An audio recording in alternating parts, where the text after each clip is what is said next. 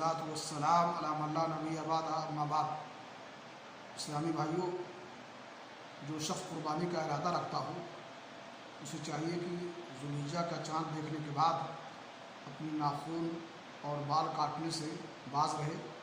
صحیح مسلم شریف کی حدیث ہے، رسول اکرم صلی اللہ علیہ وسلم نے فرمایا، اذا رأیتم ہلال ذی الحجہ واراد احدکم ان یضحی فلیمسک عن شعرہ واظفارہ، کہ جب تم ذوالحجہ کا چاند دیکھو تو تم میں سے کسی کا ارادہ قربانی کرنے کا ہو، وہ اپنے بال اور ناخن کاٹنے سے اور تراشنے سے یا بال موڑنے سے بچے اور اس سے احتراز کرے۔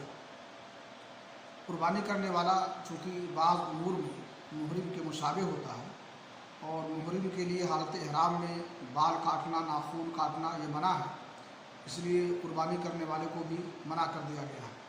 صحابہ کرام اس حدیث پر عمل کرتے تھے اور اہتمام کرتے تھے کہ ذوالحجہ کا چاند دیکھنے کے بعد اپنے بال اور ناخن کاٹنے سے بچتے تھے۔ اس حدیث پر عمل کرتے ہوئے اللہ رب العالمین سے دعا ہے کہ اللہ تعالی ہمیں بھی حدیث رسول پر عمل کرنے کی توفیق عطا فرمائے۔ وآخر دعوانا الحمد للہ رب العالمین۔